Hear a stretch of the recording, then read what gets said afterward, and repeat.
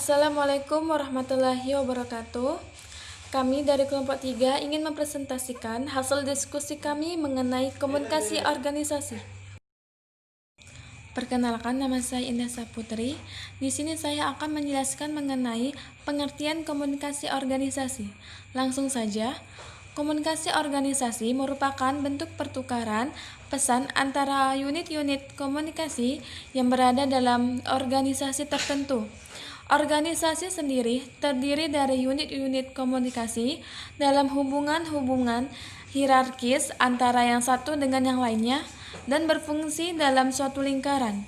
Komunikasi organisasi melibatkan manusia sebagai subjek yang terlibat dalam proses menerima, menafsirkan, dan bertindak atas informasi. Assalamualaikum warahmatullahi wabarakatuh. Saya Pauji Wibowo. Saya akan melanjutkan penjelasan dari teman saya. Baiklah, komunikasi sebagai sebuah sistem. Komunikasi sebagai sistem dapat diartikan sebagai usaha memahami komunikasi dengan pendekatan sistem. Jenis-jenis sistem menurut Gordon B. Davis. Yang pertama yaitu sistem abstrak dan sistem fisik. Yang kedua sistem deterministik dan sistem probabilistik.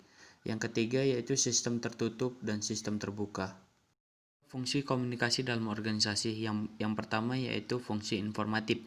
Organisasi dapat dipandang sebagai suatu sistem pemrosesan informasi.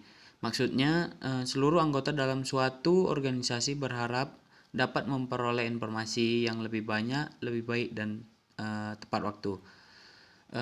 Informasi yang didapat memungkinkan setiap anggota organisasi dapat melaksanakan pekerjaan secara lebih pasti.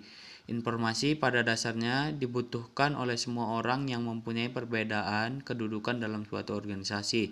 Yang kedua yaitu fungsi regulatif. Fungsi regulatif ini berkaitan dengan peraturan-peraturan yang berlaku dalam suatu organisasi pada semua lembaga atau organisasi. Ada dua hal yang berpengaruh terhadap fungsi regulatif ini. Yang pertama yaitu atasan atau orang-orang yang berada dalam tataran manajemen, yaitu mereka yang memiliki kewenangan untuk mengendalikan semua informasi yang disampaikan. Di samping itu mereka juga mempunyai kewenangan untuk memberi instruksi atau perintah. Sehingga dalam struktur organisasi kemungkinan mereka ditempatkan pada lapis atas supaya perintah-perintahnya dilaksanakan sebagaimana semestinya. Namun demikian, sikap bawahan untuk menjalankan perintah banyak bergantung pada satu yaitu keabsahan pimpinan dalam menyampaikan perintah, yang kedua kekuatan pimpinan dalam memberi sanksi, yang ketiga kepercayaan bawahan terhadap atasan sebagai seorang pemimpin sekaligus sebagai pribadi, yang keempat tingkat kredibilitas pesan yang diterima bawahan. Kedua, berkaitan dengan pesan atau message. Pesan-pesan regulatif pada dasarnya berorientasi pada kerja. Artinya, bawahan membutuhkan kepastian peraturan tentang pekerjaan yang boleh dan tidak boleh untuk dilaksanakan. Assalamualaikum warahmatullahi wabarakatuh. Perkenalkan, nama saya Dinda Fitri. Saya akan melanjutkan presentasi dari teman saya. 3. Fungsi persuasif.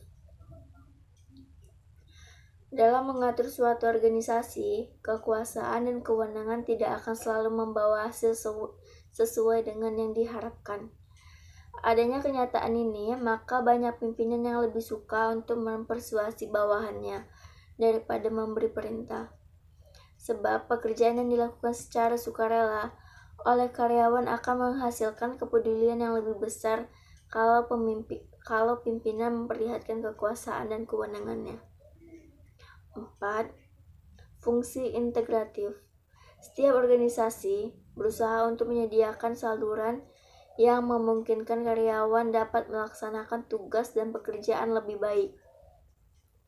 Ada dua saluran komunikasi yang dapat mewujudkan hal tersebut, yaitu saluran komunikasi formal seperti penerbitan khusus dalam organisasi tersebut, newsletter, buletin, dan laporan kemajuan organisasi.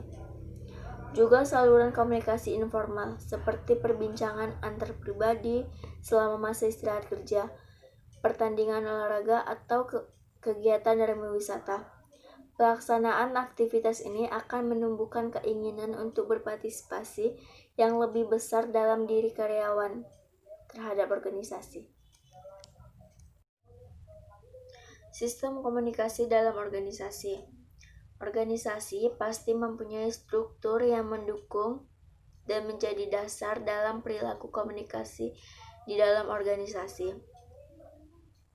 Perilaku ini berkembang menjadi sistem-sistem komunikasi. Sistem komunikasi di dalam organisasi secara mendasar dibagi menjadi dua bagian, yaitu formal dan informal. Komunikasi di dalam organisasi lebih kompleks, tidak seperti komunikasi interpersonal atau komunikasi kelompok. Komunikasi organisasi membutuhkan sistem-sistem yang mengatur perilaku komunikasi setiap anggotanya. Sistem ini ada untuk menjelaskan komunikasi organisasi secara deduktif maupun induktif.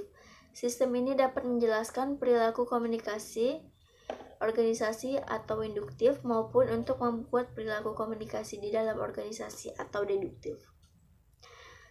Sekian presentasi dari kelompok kami. Wassalamualaikum warahmatullahi wabarakatuh.